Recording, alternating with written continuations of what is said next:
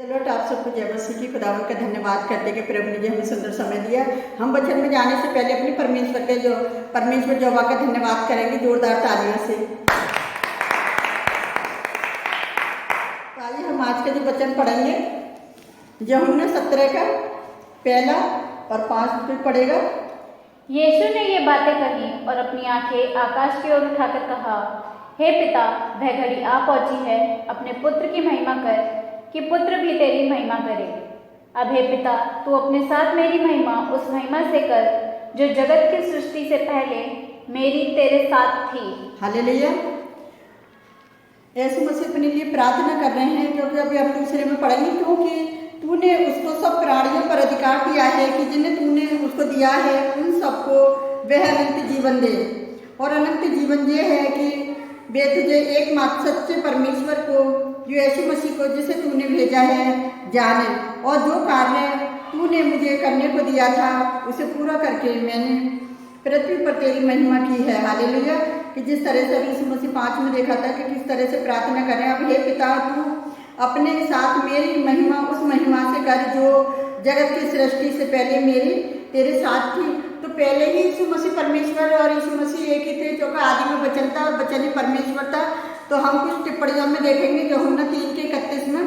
अब इस संसार का न्याय, अब इस संसार का सरदार निकाल दिया जाएगा।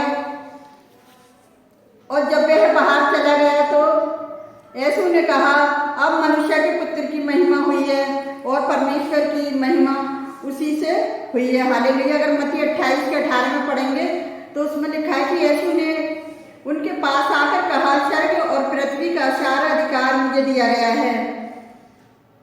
और 3:35 में पढ़ेंगे, हे पिता, पुत्र से प्रेम रखता है और उसने सब वस्तुएं उसके हाथ में दे दी हैं। अगर यूहन्ना 5:35 में पढ़ेंगे, वरन उसे न्याय करने का भी अधिकार दिया है, इसलिए कि वह मनुष्य का पुत्र है। अगर यूहन्ना 3:15 में पढ़ेंगे तो उसमें लिख रहा है, ताकि जो कोई उस पर विश्वास करे वह अनंत जीवन पाए। और जैसे दूसरे वचन में पढ़ेंगे, हे पिता, जिसने मुझे भेजा है उसने मेरी गवाही दी है, और तुमने कभी उसका शब्द सुना और ना उसका रूप देखा है, और फिर तुम जीवन पाने के लिए मेरे पास नहीं आना चाहते। आज बहुत सारे लोग हैं ना जीवन पाना चाह रहे, ना दूसरों को जीवन देने दे रहे, क्योंकि वो यीशु मसीह से इतनी नफरत कर रहे हैं। उनको पता नहीं है कि हमारे सृजने वाला परमेश्वर जो वही है, जो हमें रचने वाला है, और हमें उसने मिट्टी से बनाया है, हम उसके बेटे बेटियां हैं, हम उसकी संतान हैं। तो हम अपने परमेश्वर यहोवा का धन्यवाद करते हैं कि यीशु मसीह किस तरह से परमेश्वर से प्रार्थना कर रहे हैं। कि यीशु ने प्रार्थना की, हे पिता, वह घड़ी आ पहुंची है, मेरी मृत्यु का समय आ पहुंचा है, अपने पुत्र की महिमा कर कि पुत्र भी तेरी महिमा करे। परमेश्वर ने यीशु को क्रूस पर प्राण देने से और मृत्यु से भी जीवित होने की अनुमति देकर उसकी महिमा की थी। यीशु ने अपनी मृत्यु पर क्रूस पर शैतान पर जयवंत होने के द्वारा परमेश्वर की महिमा की। हालेलुया। जैसा अभी हमने पढ़ा था, मसीह को जिससे महिमा मिलती है उसे पिता को भी महिमा मिलती है। और मसीह ने महिमा पाने के लिए प्रार्थना इसलिए की ताकि परमेश्वर की को महिमा मिल सके। हालेलुया। और यीशु ने हमें इस उदाहरण दिया है कि हम इस बात के लिए भी प्रार्थना करें कि वे हमारी महिमा के लिए नहीं, परंतु परमेश्वर की महिमा के लिए होनी चाहिए। अगर हम स्वास्थ्य के लिए प्रार्थना करते हैं तो भी वे परमेश्वर की महिमा के लिए होनी चाहिए। यदि हम धन जपवा के लिए प्रार्थना करते हैं तो वे भी परमेश्वर की महिमा के लिए होनी चाहिए। परमेश्वर की महिमा के लिए हम कुछ भी मांग सकते हैं, वह उसे हमें देगा। हालेलुया। परमेश्वर ने सब लोगों पर अधिकार देने के द्वारा पहले यीशु की महिमा की थी, जैसा भी हमने मत्ती 28:18 में पढ़ा। और यीशु को जो अधिकार इसलिए दिया गया ताकि जो अनंत जीवन परमेश्वर ने उसे दिया उसे वे सब लोगों को दे सके। हालेलुया। और अनंत जीवन परमेश्वर और मसीह को जानना, और हम सब ने उस व्यक्ति को जानने का अनुभव किया जिससे हमने बड़ी आशीष और प्रेरणा प्राप्त की थी।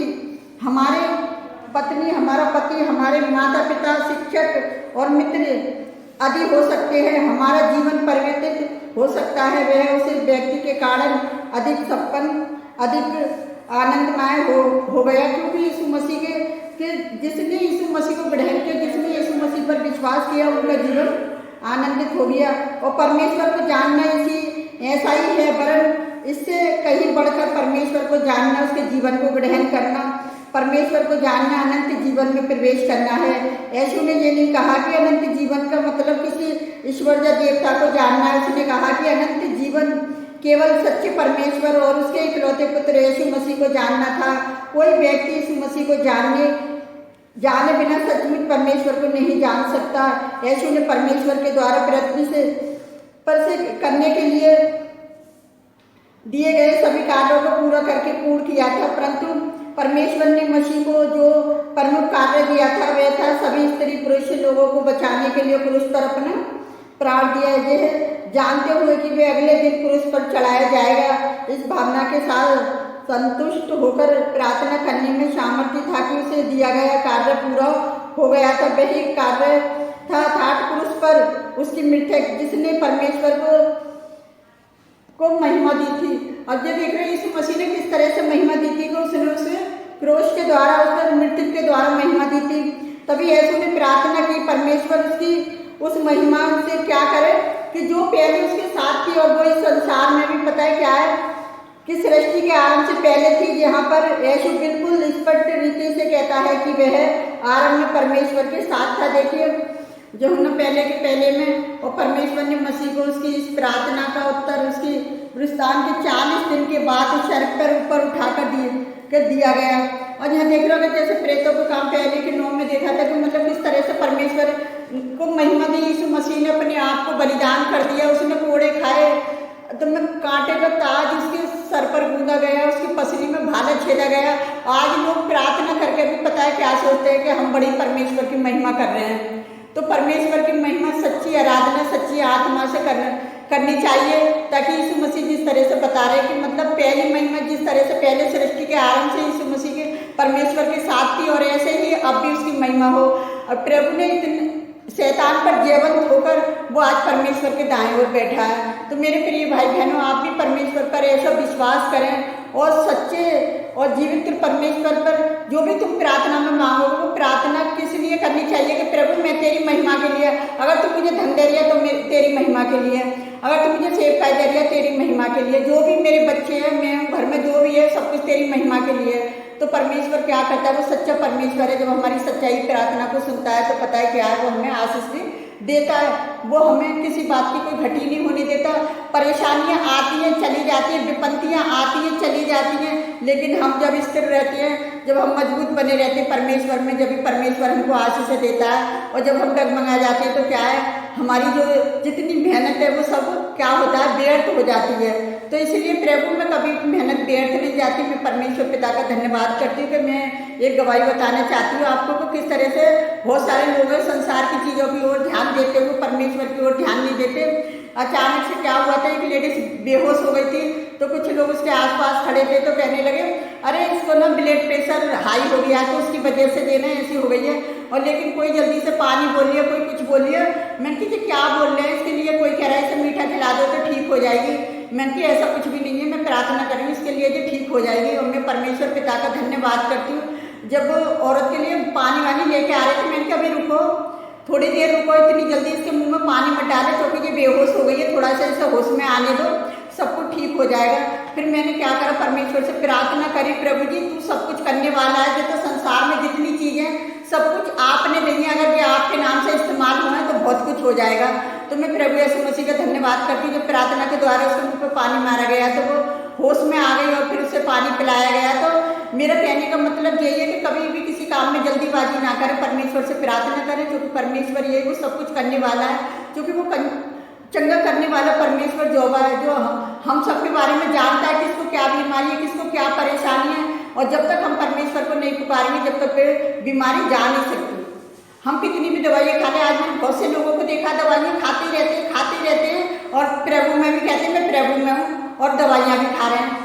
और जो सच्चे परमेश्वर से आराधना करते हैं कि प्रभु मेरा जीवन तेरी महिमा के लिए है, उसकी बीमारी इतनी जल्दी ठीक हो जाती है। क्योंकि परमेश्वर के अभी हमने वचन में पढ़ा नहीं कि तुम परमेश्वर की महिमा के लिए कुछ भी मांगो तो तुम्हारे लिए हो जाएगा। हालेलुया। तो मैं परमेश्वर का धन्यवाद करती हूँ सुंदर वचन के लिए और इस गवाही के लिए। तो आइए हम आप सबके लिए प्रार्थना करते हैं, आप भी अपने लिए प्रार्थना करें। प्यारे प्रभु परमेश्वर पिता, धन्यवाद करते हैं सुंदर दिन के लिए खुदावन के, जो आपने हमें भी मौका दिया कि फिर हम आपकी स्तुति आराधना कर सके पिताजी। आराधना आपकी महिमा के लिए पिता, आपके लिए प्यारे जो वो परमेश्वर, जिस तरह से आपने अधिकार और सामर्थ्य यीशु मसीह को दी, यीशु मसीह ने अपने चेलों को अधिकार दिया पिता। आज चेले जगह जगह जो प्रचार कर रहे हैं पिता, आप उनकी सहायता, उनकी मदद करें। वो आपके अधिकार के बिना कुछ नहीं कर सकते पिता। हर एक जन को जो भी आपने अधिकार दिया है प्यारे प्रभु परमेश्वर पिता, अपनी सामर्थ्य के द्वारा उन्हें समान है, वो जहाँ जहाँ भी प्रचार के लिए जाए, आप उनकी सहायता, उनकी मदद करें। वो बीमारों के लिए प्रार्थना करें तो बीमार चंगे हो जाएं यीशु नासरी के नाम से पिता। तो मैं हर एक जन के लिए प्रार्थना करती हूँ, जिस घरों में लोग बीमार हैं, परेशान हैं, उन सब के लिए मैं प्रार्थना करती हूँ प्यारे प्रभु परमेश्वर पिता। उनके घर की सारी परेशानियां, कलेश, लड़ाई झगड़े सब यीशु नासरी के नाम से दूर हो प्यारे जो वो परमेश्वर। उनके जीवन में जो विपत्तियां आ रही हैं, मैं उस विपत्ति को यीशु नासरी के नाम से नष्ट करती प्यारे जो वो परमेश्वर की, वो आपके नाम में स्थिर रहे और बने रहे, और सारी बीमारी, सारी परेशानी, सारी विपत्तियां यीशु नासरी के नाम से नष्ट होगी मेरी जो वो परमेश्वर। मैं खुदावन आपसे विनती करती पिताजी, जितने लोग आपसे प्रार्थना मांगते हैं उनकी प्रार्थनाओं को आप सुनना और कबूल करना पिता। जितने लोग हमारी वीडियो को देखते हैं, लाइक कमेंट सब्सक्राइबर करते हैं प्यारे जो वो परमेश्वर, एक को आशीष देना और उनके घर के आगे अपनी स्वर्गदूतों के पैरे में रखना प्यारे जो वो परमेश्वर। कोई भी विपत्ति उन्हें छूने ना पाए पिता। जो बच्चों के पेपर चलने पिता, करें आप उनकी भी सहायता, उनकी मदद करें पिता। उन्हें ज्ञान बुद्धि दें पिताजी, वो किसी बात से ना घबराएं कि और अच्छे से अच्छे नंबरों से पास हो पिता। और जो भी बच्चों के आगे परेशानियां आ रही हैं, वो आज परेशानियां सारी यीशु नासरी के नाम से नष्ट हो पिता। मैं आपसे विनती करती हूँ मेरे खुदावन, जितने लोग हमारे साथ मिलकर प्रार्थना करते हैं, आपने सबकी प्रार्थना को सुना और कबूल किया, उसके लिए धन्यवाद करती हूँ। मैं सारा आदर महिमा आपको देती पिता। मैं जो भी मांगती हूँ यीशु नासरी के नाम पर, आमीन। प्रभु आप सबको बहुत ऐसे आशीष दे।